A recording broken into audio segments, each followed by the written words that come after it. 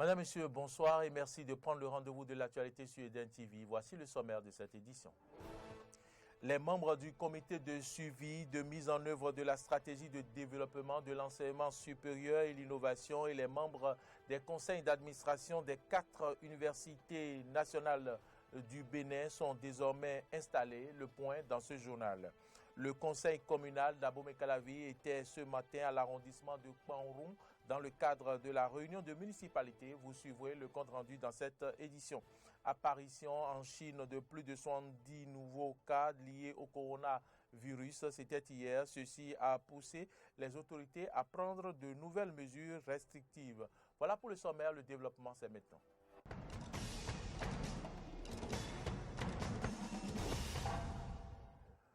Madame, Monsieur, merci de nous préférer et bienvenue dans ce journal. Je vous l'annonçais en titre. Le ministre d'État chargé du développement et de la coordination de l'action gouvernementale et son homologue de l'enseignement supérieur et de la recherche scientifique ont installé ce matin à Cotonou les membres du comité de suivi de mise en œuvre de la stratégie de développement de l'enseignement supérieur et l'innovation et les membres des conseils d'administration des 4 universités nationales du Bénin. Compte rendu à Ici Setti et Damien Pedro. La réforme au niveau du sous-secteur de l'enseignement supérieur au Bénin est entrée dans sa phase active.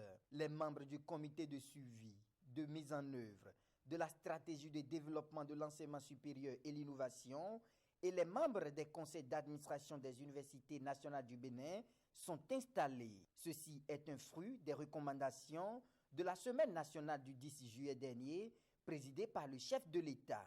Le ministre de l'Enseignement supérieur et de la Recherche scientifique met un accent sur l'importance de cette cérémonie.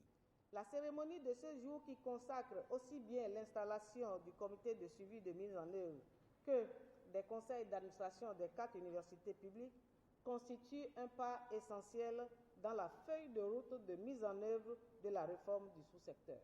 Le comité de suivi de mise en œuvre de la stratégie de développement de l'enseignement supérieur et l'innovation est composé d'une dizaine de membres. Avant son installation, Abdoulaye Biotane, ministre d'État chargé du développement et de la coordination de l'action gouvernementale, a rappelé le rôle du dit comité. Le comité doit, premièrement, faire le suivi rigoureux de mise en œuvre des actions urgentes de réforme dans l'enseignement supérieur et la recherche scientifique. Deuxièmement, coordonner le calendrier d'installation des organes de la nouvelle gouvernance des universités. Troisièmement, faire élaborer les projets de textes juridiques d'application des statuts types des universités publiques et des statuts particuliers des personnels enseignants des universités publiques. Il est revenu également sur le rôle des membres des conseils d'administration des 4 universités publiques du Bénin. D'arrêter les états financiers établis après chaque exercice par le recteur. Troisièmement, d'approuver l'organigramme ainsi que la grille de rémunération du personnel de l'université si elle n'est pas définie par d'autres textes législatifs ou réglementaires. Quatrièmement, de procéder à la sélection des aspirants et à l'établissement de la liste d'aptitude aux fonctions de responsable des universités publiques et des unités de formation et de recherche. Les membres des conseils d'administration des universités publiques du Bénin ont un mandat de 3 ans renouvelable une fois. L'autorité de régulation des marchés publics a organisé ce matin un atelier de vulgarisation de la loi numéro 2020-26 du 29 septembre 2020 portant code des marchés publics en République du Bénin et ses décrets d'application. Une séance d'échange qui a pour ultime objectif la vulgarisation du document. Carnot François Rinto et Jenny Maroya. Informer et sensibiliser les acteurs du système national des marchés publics sur les innovations apportées par la loi numéro 2020-26 du 29 septembre 2020 portant code des marchés publics en République du Bénin et ses décrets d'application, c'est l'objectif de cet atelier de vulgarisation organisé par l'Autorité de régulation des marchés publics ARMP. Parce qu'elle porte assez d'innovation. Il a apporté assez d'enrichissement dans le champ de la commande publique. Qu'est-ce qui a véritablement alors changé dans l'objet, sur le champ d'application? Qu'est-ce qui a changé au niveau donc, des principes? Quelle évolution y a-t-il au niveau du cadre institutionnel? Autant de questions, autant de préoccupations que la loi 2020-26 du 29 octobre 2020 a apporté. Entre autres innovations contenues dans la loi, l'amélioration du climat des affaires en République du Bénin. Ce n'est pas seulement les nouveautés, mais il faut constater que cette loi a apporté assez d'amélioration à la qualité du climat des affaires. Et ça a apporté assez d'innovation, assez de facilitation au niveau de l'accessibilité des micro, petites et moyennes entreprises à la commande publique. Il est important de le savoir. C'est une loi, excusez-moi le terme, hautement sociale. À l'issue de cette séance de vulgarisation, une série de formations est prévue pour assurer le suivi de l'application de la loi portant code des marchés publics en République du Bénin. Revenons dans la commune d'Abomey-Calavi où le conseil communal était ce matin à l'arrondissement de Kpanrou dans le cadre de la réunion de municipalité. Occasion pour le maire et ses conseillers de recueillir les besoins de leurs mandants de cet arrondissement pour mieux réfléchir sur les solutions à leur apporter. Espoir, Frédéric Espoir Oumabou, Fiacre Voitan. Tournante depuis 2019, selon les tests de la décentralisation, c'est l'arrondissement de Kpanrou qui a servi de cadre à la réunion de municipalité de ce mois d'août. Dans ses mots de bienvenue, Étienne Possou, le chef d'arrondissement de Kpanrou, a dressé un bilan sommaire des réalisations du conseil communal au sein de l'arrondissement. Nos pistes rurales sont en train d'être profilées. C'est à saluer, monsieur le maire. Les anciens loups sont encore sur place. Monsieur le maire, plusieurs de nos écoles ont été déjà clôturées et beaucoup sont en train d'être clôturées. Vous nous rassurez comme quoi il y aura de l'eau potable dans tous les villages de notre arrondissement. Et ça se fait réellement. La liste ici n'est pas exhaustive. Au cours de la première partie des assises, le maire a échangé avec les populations sur leurs besoins. Des besoins qui vont de la sécurité à l'emploi, les microfinances et les infrastructures. À Djonou, Zé, Souava, nous avons des problèmes de limite pour ces trois communes. On demande des lampadaires solaires dans des villages. La construction des sièges des chefs de village dans les villages, des moyens de déplacement. Monsieur le maire, ça va soulager un tant soit peu les peines des chefs de village. Il nous faut des séances formatives en entrepreneuriat et surtout le financement de nos projets par l'aide de vos investisseurs. Installer les projets de construction agricole dans notre arrondissement afin d'embaucher la jeunesse pour leur épanouissement. Tout en prenant l'engagement de pourvoir à ses besoins selon les ressources disponibles et l'urgence du moment, Angelo Évariste Arwandinou rappelle à tous l'obligation de participer à la mobilisation des ressources pour le développement de la commune. Et l'engagement des fils et filles de Kpanrou dans le processus et l'engagement à œuvrer pour la mobilisation des ressources propres en vue de permettre au conseil communal de disposer des moyens pouvant permettre la satisfaction des nombreux défis liés au développement harmonieux et durable des différentes localités de cet arrondissement. Rappelons que la deuxième partie de cette réunion se passera hors des oreilles des populations de Kpanrou entre les directeurs techniques et les élus communaux. 10 ans après la crise post-électorale qui a ensanglanté la Côte d'Ivoire, les retrouvailles entre Laurent Gbagbo et Alassane Ouattara le 27 juillet dernier ont été pour le moins cordiales. Les deux hommes ont relevé le défi de la symbolique. Mais que peut-on y attendre et quelle lecture faire de cette rencontre? L'analyste politique Olivier Michel de Campos nous livre sa lecture. Suivez. Comme le dit le principe en droit international, la guerre commence par une déclaration de guerre et se termine par la signature d'un accord, d'un traité de paix. Je me dis, ces acteurs politiques-là devraient quand même faire preuve de beaucoup plus de responsabilité et que les accolades, les embrassades, les poignées de main qu'on a vues vont véritablement se traduire dans les faits. Parce qu'au-delà de leur personnalité, il y a des Ivoiriens qui ont été touchés dans leur âme et dans leur chair et qui réclament la justice et qui réclament une vraie... Il ne peut pas y avoir de réconciliation sans une vraie justice.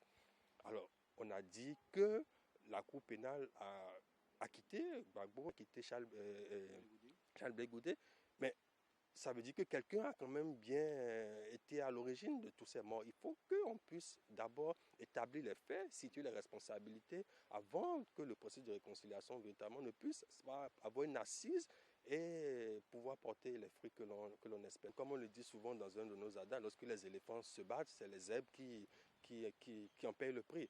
Alors, c'est une lecture que nous pouvons faire, mais moi, je voudrais quand même lancer un appel à ce peuple-là, à plus de responsabilités. Déjà, un appel aux autorités, mais également au peuple ivoirien à plus de responsabilités. Parce que vous vous souvenez, l'élection présidentielle dernière a fait au moins encore 85 morts environ, selon les estimations qu'on nous a données. Pourquoi encore ces genres d'actes-là? Ça veut dire qu'à un niveau donné, il n'y a pas eu suffisamment de leçons qui ont été tirées des événements précédents. Donc, il faut que le peuple également puisse savoir raison garder et prendre plus ses responsabilités et savoir que, justement, elle sera au finish, au bout du rouleau, la grande perdante si elle se livre ou si elle suit aveuglément les acteurs politiques. Les apprentis au métier de l'artisanat sont confrontés à des difficultés au cours de leur formation, lesquelles difficultés constituent parfois un frein pour la poursuite de leur formation. Kano François Ngberengeto et Jean-Baptiste Boukor, à travers ce magazine, se sont intéressés aux difficultés que vivent ces derniers pour une bonne assimilation des notions d'apprentissage du métier de l'artisanat. Suivez. La formation au métier de l'artisanat requiert un suivi professionnel d'excellence qu'est l'apprentissage. Au nombre des principes et conditions indispensables à l'apprentissage, le dévouement, la disponibilité et la courtoisie. Il y a d'autres apprentis qui sont dociles et respectueux, mais il y a d'autres vraiment, il faut avoir la patience avec eux. Surtout le retard et le refus d'obtempérer aux injonctions du patron. Il y en a aussi qui comprennent très vite, il y en a aussi qui comprennent très lentement. Durant leur période de formation, les jeunes à la quête du savoir sont d'abord confrontés aux réalités de l'entreprise ou de la discipline et à celles liées au métier de l'artisanat. Un calvaire au quotidien à en croire les apprentis, mais ils maintiennent le cap. Comme c'est une passion, on se donne avec choix. Mon patron, en fait, il est gentil. Bon, papa, il est trop gentil pour qu'il y ait un truc des prises de bec et autres. J'appelle automatiquement le patron, je lui dis, c'est comme ça, aujourd'hui, j'ai bien voulu être là, mais pas faute de moyens, je ne sais pas plus. Donc, je lui demande de l'aide financièrement et puis il m'aide. J'ai pu m'adapter au rythme de la DLE et je m'en sors un peu. C'est un peu difficile parce qu'avant j'étais à la maison et je faisais tout à l'heure. Mais quand j'ai commencé ici, parfois on va à la maison à 19h, 19h30. Et quand mon mari revient, parfois il s'énerve parce que le manger n'est pas encore prêt, tout ça là. Mais il a aussi compris. En tant que femme mariée, je dois me comporter en tant que telle. Donc, même avec les amis, là, je cause, mais notre causerie a des limites. Aussi, la non-définition d'un horaire de travail est-elle également perçue comme une difficulté pour ces apprentis, même si certains responsables s'emploient à y remédier? Il peut y avoir que l'enfant doit sortir à 19h et voilà qu'il y a un peu du boulot, donc tu es obligé de prolonger un peu l'aide de l'enfant. Peut-être qu'il peut sortir à 20h en ce moment ou 20h30. Je prends mon téléphone, j'appelle les parents, dis ton enfant, il ne peut pas sortir à 19h peut-être, et ça serait à 20h. Ils n'aiment pas du tout que leurs enfants aillent au-delà de 19h. Donc ceux-là, à 18h30, je les libère, et les autres à 20h, je les libère.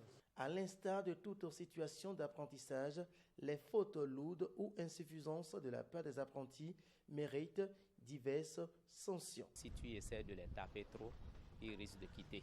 Donc on essaie de les amadouer un peu avec quelques 2 coups de palmatoire pour qu'ils se fassent truc. Parce qu'il faut aussi les apprendre comment respecter les clients. Ensemble des mécanismes menant à l'acquisition de savoir-faire ou de connaissances, l'apprentissage exige beaucoup de sacrifices, de rigueur et d'application pour mieux assimiler les notions.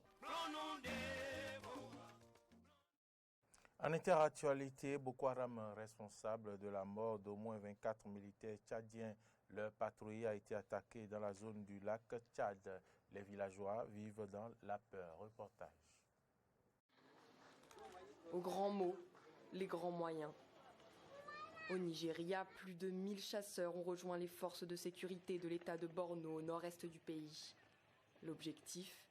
Protéger les agriculteurs contre les attaques de Boko Haram qui multiplient les enlèvements et attaques terroristes dans la région. Nos chasseurs locaux font partie de la réussite de l'État grâce à leur participation active pour résoudre les problèmes de sécurité auxquels nous sommes confrontés dans la région. Cela nous a incités à recruter davantage de chasseurs pour aider nos militaires courageux dans leurs efforts indéniables et remarquables pour mettre fin à l'insurrection. Le recrutement effectué sur la base du volontariat est ardu. Seuls les chasseurs possédant une connaissance accrue du terrain sont autorisés à apporter du soutien aux militaires sur place. Notre capacité à assurer la sécurité a été acquise dès notre enfance. Nous n'avons reçu aucune formation officielle pour assumer des compétences en matière de sécurité. Même nos connaissances en tir ont été acquises lorsque nous étions encore enfants. Nous nous considérons mieux formés que l'armée, car les soldats apprennent à tirer seulement lorsqu'ils deviennent adultes. Nous avons appris avec l'aide de nos parents. Même lorsqu'ils sortaient au milieu de la nuit pour chasser, nous les suivions. C'est pourquoi nous considérons que nos capacités de combat sont supérieures à celles de l'armée. Et les nouveaux gardiens de la paix ont du pain sur la planche. Depuis plusieurs années, Boko Haram sème la terreur dans le nord du pays. Agressions sexuelles et viols, vols de bétail, rapts de voyageurs, les djihadistes multiplient les attaques pour obtenir des rançons du gouvernement.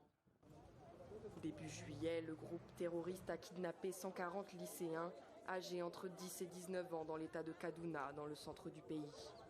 À ce jour, seuls 34 d'entre eux ont été libérés.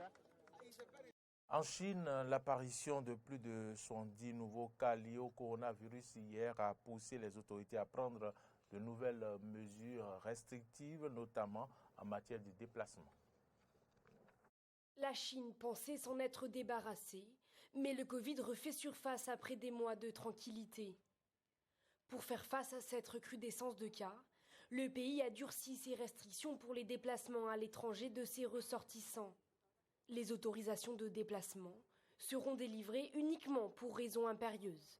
Nous avons strictement limité les mouvements transfrontaliers non urgents et non essentiels du public. Nous renforcerons encore la sensibilisation et les directives et nous examinerons et délivrerons strictement les autorisations d'entrée et de sortie pour les citoyens. Nous suspendrons temporairement la délivrance de passeports ordinaires et d'autres documents d'entrée et de sortie pour les sorties non essentielles et non urgentes. Ce mercredi, 71 nouveaux cas ont été recensés, un record depuis des mois dû à la propagation rapide du variant Delta. À Wuhan, point de départ de l'épidémie à la fin 2019, le gouvernement a décidé de faire tester l'intégralité de la ville, soit 11 millions d'habitants, après avoir recensé ce mardi 9 nouvelles contaminations. Le séquençage du génome entier a également indiqué que la souche à l'origine de l'épidémie de Wuhan était le variant Delta. Des études ont montré que le variant Delta, qui se caractérise par une charge virale élevée, une transmissibilité importante et une vitesse de propagation rapide, a entraîné une augmentation rapide des cas et pose un défi exceptionnel au travail de prévention et de contrôle. La circulation des taxis et les transports en commun ont été suspendus dans toutes les régions touchées par l'épidémie. Dans un sous-district de Pékin, les autorités ont décidé de reconfiner un quartier résidentiel. Une flambée de cas qui trouve son point de départ à Nankin, qui a déjà testé 3 fois ses 9 millions d'habitants. Madame, Messieurs, c'est ici que se referme ce journal. Si vous l'avez suivi, Merci de votre fidélité. Bonne suite de nos programmes et à demain.